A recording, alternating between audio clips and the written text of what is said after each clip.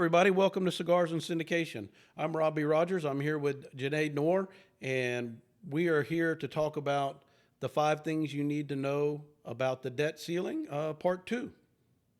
Hey everyone, my name is Junaid Noor, and welcome back. We are still smoking this robust Davidoff Intenso. It is a very intenso cigar. I'm really, really loving this cigar. We're about, I would say, a little less than a halfway through, but nice spice, great draw, very smooth, and Davidoff never disappoints. They always do a good cigar. And I would highly recommend not having this cigar on an empty stomach. It is definitely on the stronger side. Really good full body flavor. The draw is incredible. The burn is really good. I'll definitely be adding these to the humidor. Yeah, we were smoking these Sunday night in Chicago, and a friend of mine had some Chinese food and then had one of these and it did not fare well for him. So have a nice heavy meal before you smoke this, otherwise you will regret it. Yep, I agree 100%. Today we're gonna finish our topic that we started on our last episode. We're gonna touch on the just important topics that we think everybody should know about the debt ceiling.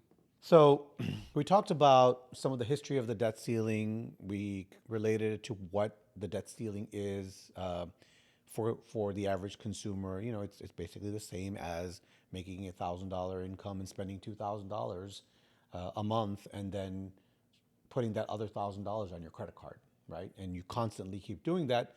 The only problem is that consumers don't have the ability to print money, but the U.S. government does, right? So as long as they can keep printing money, they can keep increasing the debt. So that's not the issue. The issue is Congress had put a mechanism in place so that the debt that is issued in any given period is limited, and so that Congress is the only body that has the ability to increase or give the Federal Reserve the ability to issue more debt. And the reason they put that in as a mechanism is that so that it doesn't just get out of control and that Congress has some oversight. With all that's going on with the debt ceiling and the changes that are inevitably about to happen, how do you think that's going to impact the commercial real estate market? So let's go back to what happens if there's a default, right? So default basically means that uh, the number one default would be that the U.S. cannot make the interest payments on the bonds that we've issued.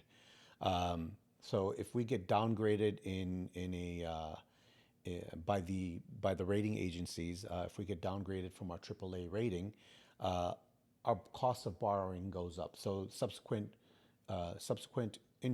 bonds that the U.S. issues will have to be a higher interest rate because it's more risky.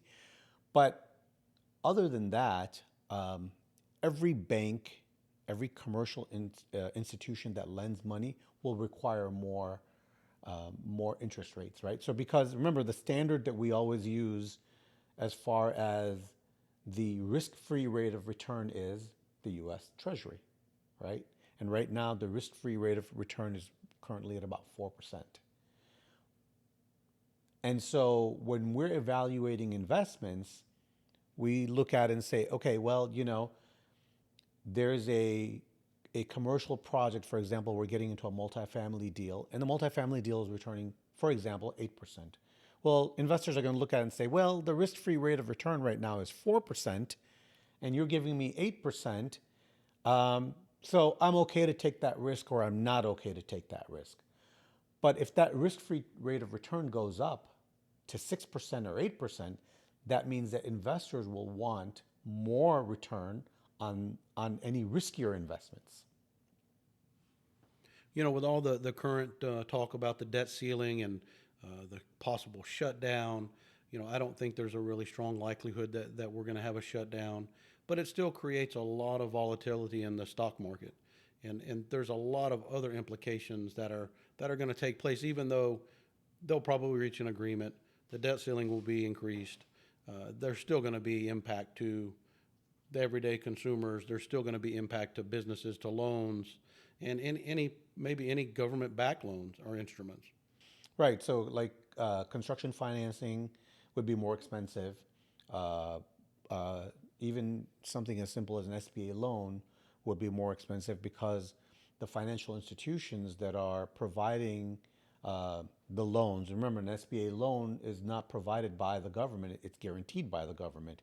But because the government's interest rates have gone up due to the fact that its credit rating has downgraded, investors are going to require, right? So now it's become from a risk-free rate of return to a little bit of a riskier rate of return. So investors want more return for a higher risk. And since the banks are all dependent, all the financial institutions are dependent on the government's borrowing or on the government's interest rates, right? The overnight Fed rate, that goes up because the whole cycle is that the government issues bonds to investors, gives them a return, and then let's say they give them a 2% return, and then they are giving the banks at 2.25%. So if that return that's required by outside investors is higher, then the interest rates that they charge, the Fed charges banks for their overnight window is going to be higher. And so the banks will turn around and charge the consumers and the commercial projects higher interest rates. Yeah, and I think that that'll have a huge impact on the actual number of loans that go out and kind of reducing the number of projects and shuttering a lot of projects that maybe when they started looking at this project, the interest rates were lower, and now it's tougher to get those loans, which ultimately just impacts the value of all commercial real estate. And in essence, it would serve the purpose that the Fed is trying to do right now, which is shrink the economy. The only problem is that it would not be under the Fed's control anymore. So they couldn't expand. Like once you come down to you lose your AAA rating, now you have to get it back up to investment grade, which is your AAA rating. Uh, when the Fed reduces interest rates or increases interest rates as they have been doing now recently, it's under their control. This would not be under their control. And in essence, it would serve the same purpose because as interest rates start going higher, projects will start slowing down or being canceled. Um, the economy will shrink and the Fed will get their artificially planned 2% inflation rate. Yeah, that was something we touched on a few podcasts ago, and you explained that the economy needs to shrink in order to get inflation in control, and man, that just it doesn't seem logical. Well, it does need to, in order to get the inflation under control, but the definition of control is variable, right? So 3 to 4% inflation I think, is pretty healthy. The Fed is trying to get down to 2, which I think is unhealthy because they will go and, they will wreck the economy trying to get to a 2% rate. So for consumers, that would definitely impact your borrowing capabilities. It would impact everything from mortgages to autos to commercial lending. Anything along those lines is really going to have an impact directly on the consumer. Yeah, so credit card rates would increase, mortgage rates would increase, auto loan rates would increase, and then, again, you would have that same effect where somebody's thinking of buying an automobile and the rates increase and they can't afford that monthly payment. And since they don't have the ability to print their own money, at least not legally, they'll they'll not want to buy that automobile. Maybe they go and get a used car instead of a new car, or they just get their current car repaired and stick to that. But yes, that's what that'll do, right? That all the interest rates for consumers will increase. But what's going to affect a lot more, which may cause a bigger cascading effect, is the fact that if the government cannot borrow money because the debt ceiling hasn't increased, uh, the the Social Security checks that are issued will stop, and the military pay will stop, and a lot of government employees will start getting furloughed because they don't have the money to pay them, and that will definitely have a cascading effect because if a Social Security check stops or military pay stops, those families may not be able to meet their mortgages, and they may not be able to buy their prescriptions, and they may not be able to pay their car notes, and then now you have foreclosures happening. You have defaults happening on the consumer level, on the individual level, and then it's a cascading effect. Yeah, that goes back to one of the things we touched on in the first part of this podcast, and that's just the political pressures that are on the parties right now to make a deal and prevent the shutdown from happening. Right. And, one of the other things was that back in April, the press secretary for President Biden said, the U.S., quote, and I'm quoting, the U.S. has never defaulted on its debts or failed to pay our bills. And that's mostly true, except that it has defaulted on its debts. And again, remember, we're not talking about bankruptcy. We're not talking about a government shutdown. We're talking about the ability or inability to pay its obligations, right? So, are there some good examples of those, Jay? Yeah, so the first one was in 1862. During the Civil War, the U.S. issued these demand notes. And when people went to demand their money back, the government basically said, well, we don't have the money. The war's costing us a lot of money and we don't have that much money coming in. And at that time, what happened was that states were issuing their own currencies. And so the Secretary of the Treasury at the time decided, you know what? We are going to standardize the currency under the greenback. And that will be the currency that will be used in the entire United States. The states will no longer issue their own currency. And the federal government is the only one that is authorized to issue currency from now on. And so instead of giving the demand notes, which actually were tradable for gold, they started issuing debt. They started issuing paper currency. And interestingly enough, do you know the name of the Secretary of Treasury at the time? I don't. Who was that? It was Mr. Salmon Chase. That name sounds familiar. It does sound familiar. So that was the first time. There's actually been 5 defaults, but one was they don't consider it a default because it was a computer glitch, as they say. But the 4 defaults that we know of, the second one was in 1933. And in 1933, the U.S. had gold bonds, and these were bonds that were redeemable in gold.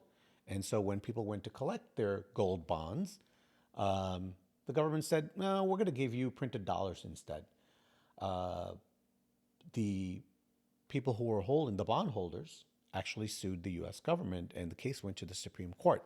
And the Supreme Court voted 5-4 that the U.S. government, as a sovereign nation, can default on its debt if it chooses to do so. I was going to turn everybody's attention back to this Robusto Intenso.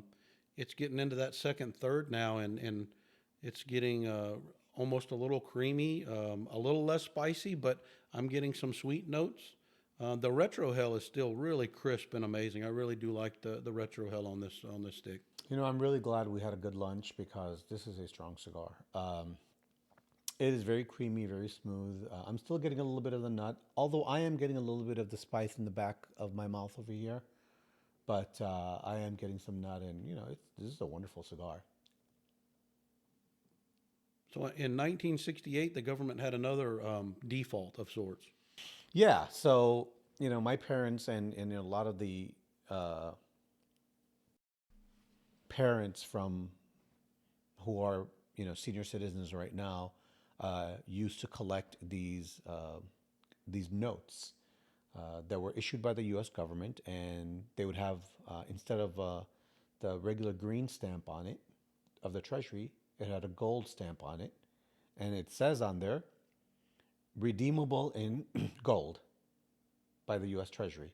And then they also had these notes with a blue stamp on it that said redeemable in silver. So in 1968, the U.S. government basically said, I don't care if you've got this note, which says right on its face, redeemable in silver. We're not going to pay silver for it. We're going to just give you regular U.S. dollars, printed currency. And how did that work out? I mean, there was no lawsuit or anything that I know of, but again, that was a default, right? They decided not to honor the paying of silver or gold with those certificates. and they just issued currency instead. So they just received U.S. dollars in lieu of silver or gold. Right, that's correct. And the last one that we know of was 1971, and under the Bretton Woods Agreement, the U.S. government issued bonds to foreign countries, and those bonds were redeemable in gold. And so when those foreign governments, foreign holders of bonds came back to the U.S. and said, "Hey, here's your bond back. Give us gold." The U.S. basically said, "No, I think we're just going to give you U.S. dollars." And basically, at that time, 1971, the U.S. was one of two superpowers, and the second one being the USSR. But militarily, the U.S. was the biggest superpower, and by that time, the U.S. dollar was the reserve currency of the entire world. So they flexed their muscle, and they basically said, "No, we won't. But we have an agreement. It's called the Bretton Woods Agreement. Yeah, that's okay. Here's U.S. dollars." So, Well, it just kind of seems like they can print money. They can do things that other people can't. I mean, they are the U.S. government. They are the reserve currency. And hopefully we don't have any more defaults. I don't foresee that happening anytime soon or ever, hopefully. And hopefully the political parties can get along and maybe one day figure out how to balance the budget like the rest of us. yeah, and as of today, Congress has passed the debt ceiling. It's gone to the Senate. All expectations are it's going to be passed over the weekend. I think the deadline is Monday. So if it gets to the president's desk by Monday, everything will be okay. And I think the stock market is kind of reflecting that right now, that everything is going to be okay. They're not gonna default. Well, I hope everybody learned a little bit about the debt ceiling today. And by all means, if you have a special occasion coming up, grab you a David off Robusto Intenso and enjoy it. Yeah, thank you for joining us, everyone. Again, we have a lot of resources available on albanyparkcapital.com. Hit the resources tab. We have a lot of articles there. Follow us on our social media and leave us some comments. Now, here's something to think about before you go. What would happen if the U.S. currency was no longer the reserve currency of the world? Because it's happened before. I mean, right before the United States dollar, it was the British pound. I mean, those are deep thoughts. Those are deep thoughts. Everybody, that might be a precursor to the next podcast. Who knows? Yeah, I think we might discuss this in one of the next podcasts. But go look it up yourself, and go do some research and get some knowledge on this and understand how the system works. Hey, thanks for watching, and we hope to catch you next time. Thank you.